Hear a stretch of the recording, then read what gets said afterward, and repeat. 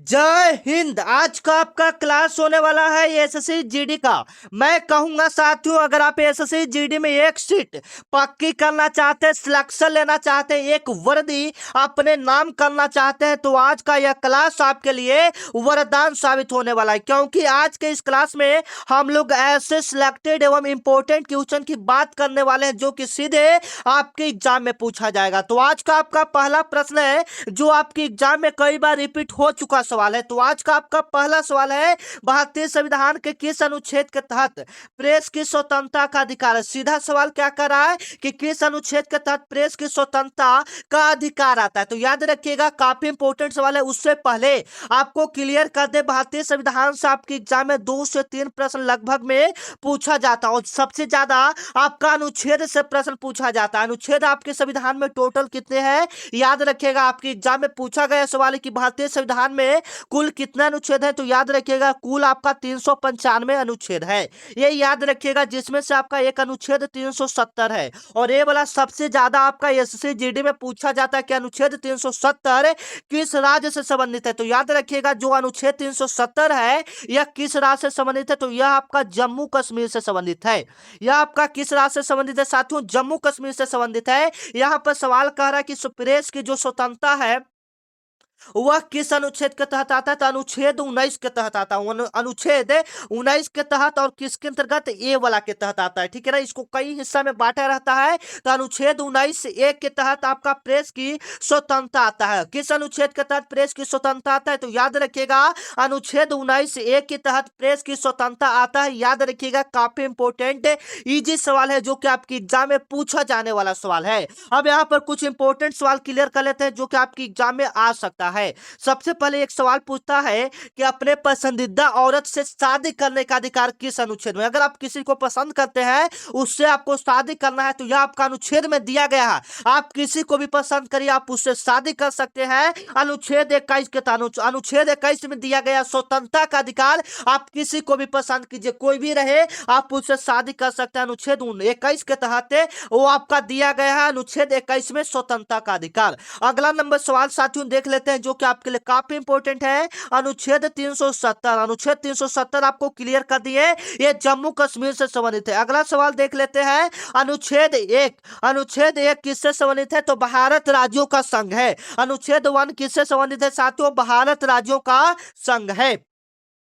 चलिए, 2 नंबर आपका सवाल काफी इंपॉर्टेंट है, हिस्टोरी का सवाल है जो कि आपके एसएससी जीडी में एकदम पूछा जाने वाला एकदम इंपॉर्टेंट सवाल है। इस बार सिलेक्टेड प्रश्न एक बार इंपॉर्टेंट सवाल है, तो देख लीजिएगा।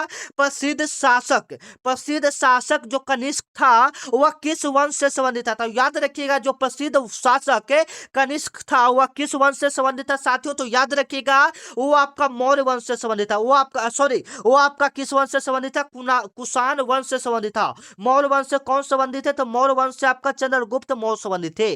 चंद्रगुप्त मौर्य किस वंश से संबंधित है? तो याद रखिएगा, चंद्रगुप्त मौर्य किस वंश से संबंधित है? तो मौर्य वंश से संबंधित थे। और यहाँ पर कनिष्क पूछ रहा है, तो कनिष्क, कनिष्क से देख सकते हैं कुषाण, क से कनिष्क, क से कुषाण। इस प्रकार से आप ट्रिक से भी इसको याद कर सकते हैं। बी ऑप्शन आपका क्या हो जाएगा? बिल्कुल राइट हो जाएगा, जो कि आपकी एग्जाम के लिए काफी इंपोर्टेंट है। अगला नंबर सवाल देख सकते हैं, काफी इंपोर्टेंट है, तंपापाड़ा झील। एकदम इंपॉर्टेंट सवाल कि आज इस वीडियो में हम लोग कवर करने वाले हैं। ठीक है, एकदम टफ लेवल का, जिस लेवल का प्रश्न आपकी एग्जाम में आता है साथियों, उसी लेवल का प्रश्न आज के इस वीडियो में करेंगे। तो मैं वादा करता हूं कि अगर आप इस वीडियो को पूरा देख लेते हो, लास्ट तक देख लेते हो, तो आधा से ज्यादा प्रश्न आपके एग्जाम में देखने को मिलेगा। तो आज का देख सकते हैं 3 नंबर आपका सवाल क्या करा है, तंपापाड़ा झील। तंपापाड़ा झील किस राज्य में स्थित है जिसे राम सागर साइट घोषित किया गया है? तंपापाड़ा झील किस राज्य में स्थित है, ये सवाल आपसे पूछ रहा है। याद रखिएगा, ये आपका ओडिशा में स्थित है। तंपापाड़ा झील कहां में स्थित है साथियों? याद रखिएगा, ये आपका ओडिशा में है। और ओडिशा में एक और झील है जो आपकी एग्जाम में पूछा जाता है, चिल्का झील। चिल्का झील आपका कहां में है? तो याद रखिएगा साथियों, चिल्का झील आपका कहां में है? ओडिशा में। चिल्का झील आपका कहां में है साथियों? ओडिशा में, जो कि भारत की सबसे बड़ी खारे पानी का झील है। भारत की सबसे बड़ी खारे पानी का झील कौन सा साथियों? चिल्का झील है, जो कि आपका ओडिशा में है। और तांपापाड़ा झील भी कहां में है? ओडिशा में है। याद रखिएगा, जिससे राम सागर साइट भी घोषित किया गया है। अगला नंबर सवाल देख सकते हैं, कितना इंपॉर्टेंट सवाल है। जनगणना 2011 के अनुसार, जनगणना से भी आपकी एग्जाम में बहुत सारे प्रश्न पूछे जा चुके हैं साथियों। जैसे में कि भारत की पहली जनगणना कब हुआ था, तो याद रखिएगा 1872 में आपका भारत का पहला जनगणना लॉर्ड मेयो के शासनकाल में हुआ था। भारत का पहला जनगणना किसके शासनकाल में हुआ था, तो लॉर्ड मेयो के शासनकाल में भारत का पहला जनगणना हुआ था। और जनगणना जो होता है साथियों वो हर साल 10 वर्षों पर होता है। जनगणना जो होता है वह कितने वर्षों पर होता है, 10 वर्षों पर। और अंतिम जनगणना 2011 में हुआ है। 2011 के बाद अभी तक आपका जनगणना नहीं हुआ है। ठीक है, क्यों नहीं हुआ है, क्योंकि बीच में आपका कोरोना वायरस आ गया था, उस कारण से आपका नहीं हुआ है। ठीक है, जनगणना 2011 के अनुसार भारत में स्त्री का साक्षरता दर कितना प्रतिशत है। स्त्री का साक्षरता दर कितना प्रतिशत है। साक्षरता दर कहने का मतलब है पढ़ा लिखा की संख्या।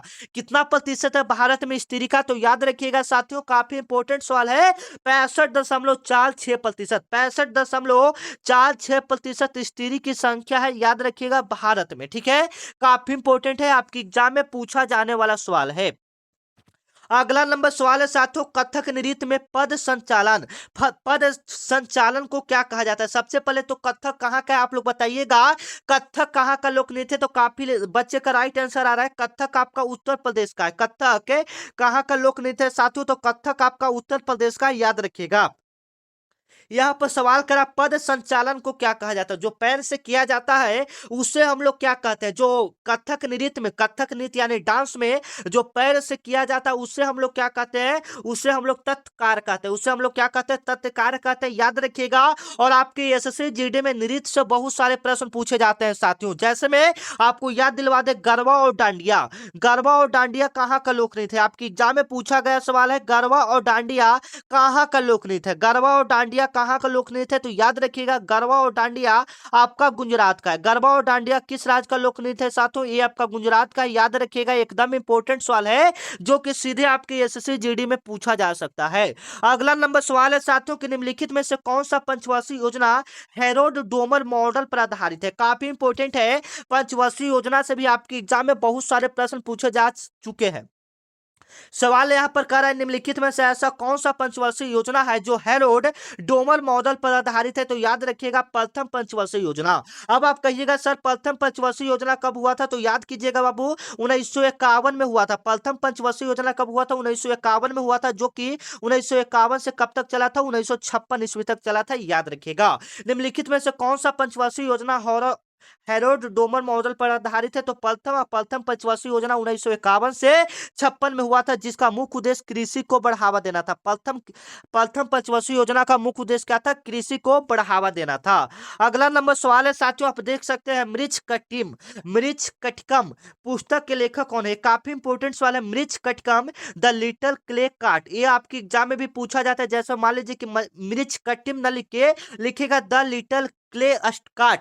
पुस्तक के लेखक कौन है, तो याद रखिएगा साथियों, काफी इंपॉर्टेंट है, शूद्रक है। कौन है, शूद्रक है। और पुस्तक के लेखक से आपकी एग्जाम में एक सवाल पूछा जाता है, तो इस सवाल को आप अच्छे से कवर करेंगे। शूद्रक थे, कौन थे, शूद्रक थे। आप लोग भी जवाब दीजिएगा, आपको उससे पहले कवर कर दे। आपके एग्जाम में टोटल 80 प्रश्न पूछा जाता है। जीके रीजनिंग मैथ हिंदी से टोटल 20-20 प्रश्न पूछा जाता है। 4 सब्जेक्ट आता है, चारों से मिलाकर आपका 80 प्रश्न पूछा जाता है। उससे पहले आप लोग चैनल को सब्सक्राइब नहीं किए तो चैनल को सब्सक्राइब कर लेंगे, क्योंकि एसएससी जीडी का संपूर्ण क्लास आपको यहीं पर करवाया जाएगा। अगर आप डेली रिवीजन करना चाहते हैं, मम्मी पापा के सपने को साकार करना चाहते हैं, तो आप चैनल को सब्सक्राइब कर लीजिए साथियों, क्योंकि यहां से आपके 50,000 से ज्यादा बच्चे जुड़कर अपने तैयारी को पूरी कर रहे हैं। ठीक है, तो आज से आप भी चैनल को ज्वाइन कर लीजिए, फ्री में आपका ज्वाइन करना, सब्सक्राइब कर दीजिए। और जो भी क्लास होगा साथियों रोजाना आपको पता चलेगा, चैनल को सब्सक्राइब कर दे से। ठीक है, अगला नंबर सवाल है टोक्यो ओलंपिक 2020 से। टोक्यो ओलंपिक जो 2020 है, जो 2021 में हुआ था, भारत ने कुल कितने पदक जीते थे। याद रखिएगा टोक्यो ओलंपिक में भारत ने कुल कितने पदक जीते थे साथियों, तो याद रखिएगा टोटल 7 पदक जीते थे। टोटल कितने पदक जीते थे, 7 पदक जीते थे, याद रखिएगा। काफी इंपोर्टेंट सवाल है। अगला नंबर सवाल है केबुल लामजाओ, एकदम इंपोर्टेंट एवं क्या बोलते हैं टॉप लेवल का प्रश्न है। ठीक है, केबुल लामजाओ दुनिया का एकमात्र तैरता हुआ नेशनल पार्क है जो किस झील पर स्थित है। काफी इंपोर्टेंट है, यहां से यह भी सवाल बन सकता है कि दुनिया का एकमात्र तैरता हुआ राष्ट्रीय उद्यान कौन सा है। केबुल लामजाओ, केबुल लामजाओ उसका नाम है, वह किस झील पर स्थित है, तो याद रखिएगा यह आपका लोकटक झील पर स्थित है। यह आपका किस झील पर स्थित है साथियों, लोकटक झील पर स्थित है। चिल्का झील की बात करेंगे तो चिल्का झील भारत की सबसे बड़ी खारे पानी की झील है जो कि आपका कहाँ में स्थित है, ओडिशा में। जब खारे पानी की बात आया तो मीठा पानी वाला भी जान लेते हैं कि मीठा पानी की सबसे बड़ी झील कौन सा है, तो वो आपका बुल्लर झील है। बुल्लर झील मीठे पानी की सबसे बड़ी झील है जो कि आपका कहाँ में स्थित है, जम्मू कश्मीर में। मीठे पानी की सबसे बड़ी झील कौन सा है साथियों, जम्मू कश्मीर में है बुल्लर झील। और डल झील भी कहाँ है, तो आपका बुल्लर झील मतलब जम्मू कश्मीर में, ठीक है। अगला नंबर सवाल देख सकते हैं, काफी इंपॉर्टेंट है कि बौद्ध धर्म में त्रिरत्न का क्या अर्थ था। बौद्ध धर्म में त्रिरत्न का अर्थ क्या था, तो बुद्ध धम्म और संघ। बुद्ध धम्म और क्या था, संघ था। त्रिरत्न का क्या अर्थ था, तो बौद्ध धर्म में 3 गो रत्न हुए। पहला बुद्ध भगवान हुए, फिर धम्म हुए, फिर क्या हुए, संघ हुए। ये याद रखिएगा, बी ऑप्शन आपका क्या हो जाएगा, बिल्कुल राइट हो जाएगा, जो कि आपके एग्जाम के लिए काफी इंपॉर्टेंट सवाल है। अगला नंबर सवाल है, आत्मीय सभा। आत्मीय सभा 1815 का स्थापना किसने किया था। आत्मीय सभा 1815 का स्थापना किसने किया था साथियों, तो याद रखिएगा, राजा राम मोहन राय ने आत्मीय सभा का स्थापना किया था। वो भी कब किए थे, 1815 ईस्वी में किए थे। याद रखिएगा, एकदम इंपॉर्टेंट सवाल है जो कि सीधे आपके एसएससी जीडी में पूछा जा सकता है। अगला नंबर सवाल है साथियों की, भारतीय अर्थव्यवस्था में तरलता जो लिक्विडिटी है वह नियंत्रित करने के लिए आरबीआई किसका उपयोग करता है। भारतीय अर्थव्यवस्था में तरलता को नियंत्रित करने के लिए आरबीआई किसका उपयोग करता है, तो याद रखिएगा, CRR और SLR का प्रयोग करता है। CRR और SLR का प्रयोग करता है। ये ऑप्शन आपका क्या हो जाएगा, बिल्कुल राइट हो जाएगा। एकदम टफ लेवल का प्रश्न आपको करवा रहे हैं जो कि सीधे आपके एग्जाम में आने वाला सवाल सवाल है। अगला नंबर सवाल है कि मोपिन त्योहार, जो मोपिन त्योहार है वह किस राज्य की गैलो जनजाति द्वारा मनाया जाता है। जो मोपिन त्योहार है वह किस राज्य के गैलो जनजाति द्वारा मनाया जाता है, तो याद रखिएगा साथियों, यह अरुणाचल प्रदेश के जनजातियों द्वारा मोपिन त्योहार मनाया जाता है। यह सवाल यहाँ से भी बन सकता है, मोपिन त्योहार किस राज्य में मनाया जाता है, अरुणाचल प्रदेश में मनाया जाता है। इसे सूर्योदय का देश भी कहा जाता है। सूर्योदय का देश किसे कहा जाता है, तो याद रखिएगा, अरुणाचल प्रदेश को सूर्योदय का देश कहा जाता है। एकदम इंपॉर्टेंट सवाल है, याद रखिएगा, काफी इंपॉर्टेंट है। अगला नंबर सवाल है साथियों कि किस विटामिन की कमी से, किस विटामिन के कारण बांझपन की समस्या हो सकती है। अगर आपके शरीर में उस विटामिन की कमी है तो आपके शरीर में बांझपन की कमी होगा साथियों। तो याद रखिएगा, बांझपन की कमी किस विटामिन की कमी से होता है, तो विटामिन ई की कमी से होता है। किस कमी से होता है, विटामिन ई की कमी से। अगर आपके शरीर में, अगर आप वोमेन है, अगर आप लड़की है, औरत है, अगर आपके शरीर में विटामिन ई की कमी है तो आपको बांझपन यानी आपका बच्चा उत्पन्न नहीं होगा। तो इसलिए प्रचुर मात्रा में विटामिन ई जिसमें जिसमें पाया जाता है, आप उसका प्रचुर सेवन कीजिए, आपके शरीर में विटामिन ई प्रचुरता में हो जाएगा। उसके बाद करें विटामिन डी, तो विटामिन डी आपका सूरज की रोशनी से प्राप्त किया जाता है। विटामिन डी आपका कहां से प्राप्त किया जाता है, सूरज की रोशनी से प्राप्त किया जाता है। अगला नंबर सवाल है कि विजयनगर साम्राज्य का स्थापना किन दो भाइयों ने किया था। एकदम इंपॉर्टेंट सवाल है कि विजयनगर साम्राज्य का स्थापना किन दो भाइयों ने किया था, तो हरिहर और बुक्का ने किया था। बी ऑप्शन आपका क्या हो जाएगा, बिल्कुल राइट हो जाएगा। विजयनगर साम्राज्य का स्थापना किन दो भाइयों ने किया था, तो हरिहर और बुक्का ने किया था। बी ऑप्शन आपका क्या हो जाएगा साथियों, बिल्कुल राइट हो जाएगा। अगला नंबर आपका सवाल है, सतरिया नृत्य को किस वर्ष शास्त्रीय नृत्य का दर्जा दिया गया था। जो सतरिया नृत्य है उसको कब, सबसे पहले बताइएगा, सतरिया किस राज्य का लोक नृत्य है, ठीक है। उसके बाद हम लोग कवर करते हैं कि इसको नृत्य का दर्जा कब दिया गया था। तो याद रखिएगा साथियों, इसको पूरे 2000 ईस्वी में इसको नृत्य का दर्जा दिया गया था। याद रखिएगा, एकदम इंपॉर्टेंट सवाल है कि सतरिया नृत्य का दर्जा कब मिला था, तो 2000 ईस्वी में मिला था। अगला नंबर सवाल है कि बैटन कप यानी खेल वाला सवाल यहाँ पर आ गया है साथियों। और खेल से आपके एग्जाम में बहुत सारे सवाल पूछे जाते हैं। बैटन कप का संबंध किस खेल से है, तो याद रखिएगा, बैटन कप का संबंध जो है साथियों वह किस खेल से है, तो वह आपका हॉकी से। वह आपका किस खेल से संबंधित है साथियों, हॉकी से। बैटन कप का संबंध किस खेल से है, तो हॉकी से। याद रखिएगा, आपके एग्जाम में पूछा जाने वाला सवाल है। अब आपके एग्जाम में पूछेगा हॉकी में कितना खिलाड़ी होता है, तो 11 खिलाड़ी। क्रिकेट में कितना खिलाड़ी होता है, 11 खिलाड़ी। और फुटबॉल में कितना खिलाड़ी होता है, 11 खिलाड़ी। याद रखिएगा, ये तीनों में आपका 11-11 खिलाड़ी होता है। और खेल दिवस वही याद रखिएगा, खेल दिवस आपका 29 अगस्त को मनाया जाता है। खेल दिवस आपका कब मनाया जाता है, 29 अगस्त को आपका खेल दिवस मनाया जाता है। अगला नंबर आपका सवाल है साथियों, केंद्र सरकार ने पीएम प्रणाम योजना किसके लिए शुरू किया था। केंद्र सरकार ने पीएम प्रणाम योजना किसके लिए शुरू किया था, तो याद रखिएगा साथियों, यह किसके लिए शुरू किया था, तो वैकल्पिक उर्वरकों का उपयोग को बढ़ावा देने के लिए, मतलब उर्वरक के उपयोग को बढ़ावा देने के लिए पीएम प्रणाम योजना का शुरुआत किया गया था। याद रखिएगा, काफी इंपोर्टेंट सवाल है।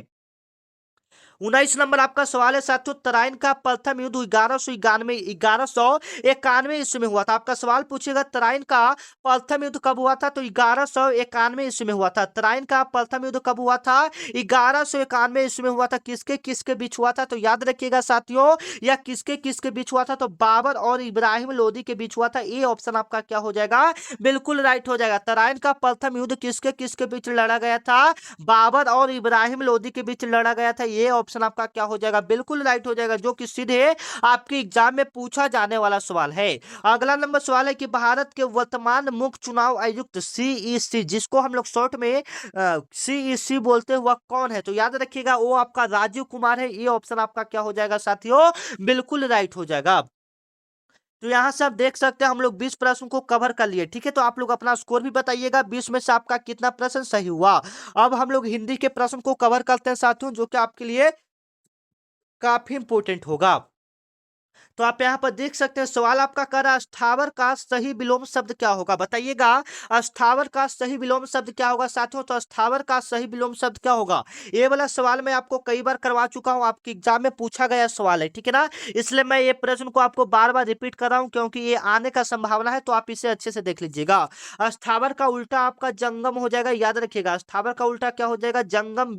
सी ऑप्शन आपका क्या हो जाएगा, बिल्कुल राइट हो जाएगा। 2 नंबर आपका सवाल है साथियों, आप देख सकते हैं काफी इंपॉर्टेंट है। जो इंद्रियों द्वारा न जाना जा सके, जो इंद्रियों द्वारा न जा सके, वाक्यांश के लिए एक शब्द होगा। जो इंद्रियों द्वारा न जाना जा सके वह वाक्य के लिए होगा। जो इंद्रियों द्वारा न जाना जा सके उसे क्या कहते हैं, अतीन्द्रिय कहते हैं, अतीन्द्रिय कहते हैं। बी ऑप्शन आप लोग देख सकते हैं, काफी इंपॉर्टेंट हो जाएगा। अगला नंबर सवाल देख सकते हैं, 3 नंबर काफी इंपॉर्टेंट है। शुद्ध वर्तनी वाला शब्द का आपको चयन करना है। ये वाला सवाल मैं आपको कई बार करवा चुका हूं साथियों, और आपके एग्जाम के लिए ये वाला सवाल इंपॉर्टेंट भी है, क्योंकि ये वाला सवाल आपके एग्जाम में कई बार रिपीट हो चुका है। उज्जवल वाला तो आपको हम कई बार रिपीट करवाए हैं, और आप बोलिएगा कि सर हाँ ये वाला तो डेली आप क्लास करवाते, तो हाँ ये वाला डेली आपके लिए इंपॉर्टेंट है साथियों। ये वाला आपके एग्जाम में आने वाला सवाल है। तो कौन वाला सही होता है, तो याद रखिएगा जिसमें दोनों जय आधा रहता है, संभावना रहता है कि यही वाला प्रश्न आपके एग्जाम में पूछा जाएगा, ठीक है ना। तो जिसमें दोनों जय आधा रहेगा वही वाला उज्जवल बिल्कुल सही होगा साथियों, ठीक है। अगला नंबर सवाल है साथियों, देख सकते हैं काफी इंपॉर्टेंट है। अंग अंग ढीला होना, अंग अंग ढीला होना मुहावरे का सही अर्थ क्या है। अंग अंग ढीला होना मुहावरे का सही अर्थ क्या है साथियों, याद रखिएगा। अंग अंग ढीला होना यानी बहुत थक जाना, बहुत थक जाना। ये ऑप्शन आपका क्या हो जाएगा साथियों, बिल्कुल राइट हो जाएगा। अंग अंग ढीला होना मुहावरे का अर्थ होता है बहुत थक जाना। ये ऑप्शन आपका क्या हो जाएगा, बिल्कुल राइट हो जाएगा। अगला नंबर आपका सवाल है साथियों, निम्नलिखित में से बादल का पर्यायवाची शब्द बताना। बादल को और हम लोग क्या बोल सकते हैं, एकदम इंपॉर्टेंट सवाल है साथियों, आप लोग भी बताइएगा। बादल का पर्यायवाची शब्द क्या होगा साथियों, तो बादल को और हम लोग क्या बोलते हैं, जलद बोलेंगे नहीं, नीरद बोलेंगे नहीं, पयोधर बोलेंगे नहीं, वारिज बोलेंगे। बादल को हम लोग क्या बोलेंगे साथियों, वारिज बोलेंगे। सी ऑप्शन आपका क्या हो जाएगा, बिल्कुल राइट हो जाएगा, जो कि आपके एग्जाम के लिए काफी इंपॉर्टेंट है। अगला नंबर सवाल है साथियों, जो कि सीधे आपके एग्जाम में पूछा जाने वाला है कि दिए गए वाक्य का वह भाग ज्ञात करें जिसमें कोई त्रुटि है। ये आपका वाक्य दिया है और इसमें बताना है कि कौन सा भाग त्रुटि है, कौन सा गलत है। हमारा लक्ष्य देश की चहुमुखी प्रगति होना है, हमारा देश की चहुमुखी प्रगति होनी चाहिए। इसमें कौन सा गलत है, तो कोई बता सकता है, होनी चाहिए। हमारा लक्ष्य देश का चहुमुखी प्रगति होना चाहिए, क्या होना चाहिए, तो यहाँ पर होना चाहिए, तो यहाँ पर होनी चाहिए, तो ये गलत हो जाएगा। डी ऑप्शन देखिए, होनी चाहिए है, डी ऑप्शन होनी चाहिए, तो वो वाला गलत आपका हो जाएगा, ठीक है ना। चलिए अगला नंबर आपका सवाल है साथियों, रिक्त स्थान को पूर्ति करें। रिक्त स्थान को आपको पूर्ति करना है, बताना है कि कौन सा सही होगा। पक्षी आकाश में डॉट डॉट डॉट क्या कर रहा है, यहाँ पर आपको भरना है पक्षी आकाश में डॉट डॉट डॉट क्या कर रहा है साथियों, तो उड़ रहे हैं। पक्षी आकाश में क्या कर रहे हैं, उड़ रहे हैं। सी ऑप्शन आपका क्या हो जाएगा, बिल्कुल राइट हो जाएगा, आपके एग्जाम में आने वाला सवाल है। अगला नंबर सवाल है साथियों, देख सकते हैं सात्विक का विलोम शब्द क्या होगा। सात्विक का विलोम शब्द क्या होगा, तो सात्विक का उल्टा क्या होगा, तामसिक होगा। क्या होगा साथियों, तामसिक होगा, याद रखिएगा, काफी इंपॉर्टेंट है। ये ऑप्शन आपका क्या हो जाएगा, बिल्कुल राइट हो जाएगा। अगला नंबर सवाल है साथियों, पहाड़ के ऊपरी भाग को वाक्यांश के लिए एक शब्द होगा। पहाड़ के ऊपरी भाग को एक शब्द में हम लोग क्या कहेंगे, पहाड़ के ऊपरी भाग को तो ऐसे शिखर है चाहे चोटी बोलते हैं, लेकिन वाक्य के लिए उसको एक भाग को क्या बोलेंगे, तो अत्यधिक, मतलब ना कहते कहते अत्यधिक शिखर पर चढ़ गया, मतलब अत्यधिक हो जाएगा। ये ऑप्शन आपका क्या हो जाएगा, बिल्कुल राइट हो जाएगा। याद रखिएगा साथियों, काफी इंपॉर्टेंट सवाल है। यहाँ पर वाक्यांश नहीं रहता, सिर्फ पूछता कि पहाड़ के ऊपरी भाग को क्या कहते हैं, तब हम लोग शिखर पर टिक लगाते हैं, ठीक है ना। चलिए अगला नंबर सवाल है साथियों, 10 नंबर आपका सवाल है, अमृत का पर्यायवाची शब्द समूह कौन सा सही होगा। अमृत का पर्यायवाची कौन सा यहाँ पर समूह सभी सही होगा। सबसे पहले 20 वाला तो पहले गलत हो जाएगा, 20 हलाहल अमी, ये तो 20 को बोला जाएगा। और यहाँ पर पर्यायवाची का मतलब उसको समान अर्थ होना चाहिए, बताइए तो। सुरभोग अर्णवबारी होगा, होगा बताइए तो। नहीं, ये भी नहीं होगा। पय दूध तो ये भी नहीं होगा। पीयूष बोलते हैं, अमृत को पीयूष भी बोलते हैं, सुधा भी बोलते हैं, सोम भी बोलते हैं। याद रखिएगा ये वाला ऑप्शन क्या हो जाएगा, बिल्कुल राइट हो जाएगा, जो कि आपकी एग्जाम में पूछा जाने वाला सवाल है। अगला नंबर सवाल है, आंख फेर लेना। आंख फेर लेना मुहावरे का अर्थ क्या होगा साथियों। आंख फेर लेना मुहावरे का अर्थ क्या हो जाएगा साथियों। तो याद रखिएगा, आंख फेर लेना यानी किसी से उदास हो जाना या प्रतिकूल हो जाना। ये वाला सवाल मैं आपको कई बार करवा चुका हूं। बी ऑप्शन आपका क्या हो जाएगा, बिल्कुल राइट हो जाएगा। अगला नंबर सवाल है साथियों, शुद्ध वाक्य का चयन करें। शुद्ध वाक्य का क्या करना है, आपको चयन करना है। बताइए शुद्ध वाक्य, वे लोग जा रहे हैं, इसमें कौन सा सही होगा। वह लोग जा रहे हैं, ये गलत हो जाएगा। वह लोग जा रहा है, वे लोग जा रहा है, ये गलत। वे लोग जा रहे हैं, ये बिल्कुल सही आपका हो जाएगा। देखिए वे लोग जा रहे हैं, इस पर बिल्कुल सिटेबल बैठ रहा है, ठीक है। वह लोग जा रहा है, अगर वह से शुरुआत रहा तो अंतिम में रहा रहना चाहिए था, ठीक है ना। ऐसे रहेगा वो वाला बिल्कुल आपका सही होता है, लेकिन यहाँ पर थोड़ा सा मिस्टेक आपका है, तो यहाँ पर हो जाएगा वे लोग जा रहे हैं, सही हो जाएगा, ठीक है। अगला चलिए, अगला नंबर सवाल है, अनिवार्य का विलोम शब्द क्या होगा साथियों। बताइए अनिवार्य का विलोम शब्द। अनिवार्य का मतलब वैकल्पिक हो गया, ऐच्छिक हो गया, यानी बी और सी क्या हो गया साथियों, दोनों हो गया। अगला नंबर सवाल है साथियों, 14 नंबर सवाल है, जिसकी लाठी उसकी भैंस। लुकोक्ति का अर्थ क्या है, जिसकी लाठी उसकी भैंस। लुकोक्ति का अर्थ क्या है, तो शक्तिशाली का जीत होता है। याद रखिएगा शक्तिशाली का क्या होता है, जीत होता है। ये ऑप्शन आपका क्या हो जाएगा, बिल्कुल राइट हो जाएगा। आपको भी पता है कि जिसकी लाठी उसकी भैंस का अर्थ शक्तिशाली का ही जीत होता है। अगला नंबर सवाल है साथियों, 15 नंबर देख सकते हैं, कमल का पर्यायवाची शब्द क्या होगा। कमल का आपका पर्यायवाची शब्द क्या होगा साथियों, तो याद रखिएगा कमल का पर्यायवाची शब्द, कमल को और हम लोग अनंग बोलेंगे नहीं, मार बोलेंगे, अंबर नहीं बोलेंगे, पुंडरिक बोलेंगे। कमल को और हम लोग क्या बोल सकते हैं साथियों, पुंडरिक बोल सकते हैं। ये ऑप्शन आपका क्या हो जाएगा, बिल्कुल राइट हो जाएगा, जो कि आपकी एग्जाम के लिए एकदम इंपॉर्टेंट एवं वेरी वेरी इंपॉर्टेंट सवाल है। अगला नंबर सवाल है, अनुचित बात के लिए आग्रह वाक्यांश के लिए एक शब्द है। अनुचित बात के लिए आग्रह वाक्यांश के लिए एक शब्द क्या होगा साथियों, तो याद रखिएगा अनुचित बात के लिए दुराग्रह होगा। क्या होगा साथियों, दुराग्रह हो जाएगा। ये ऑप्शन आपका क्या हो जाएगा, बिल्कुल राइट हो जाएगा।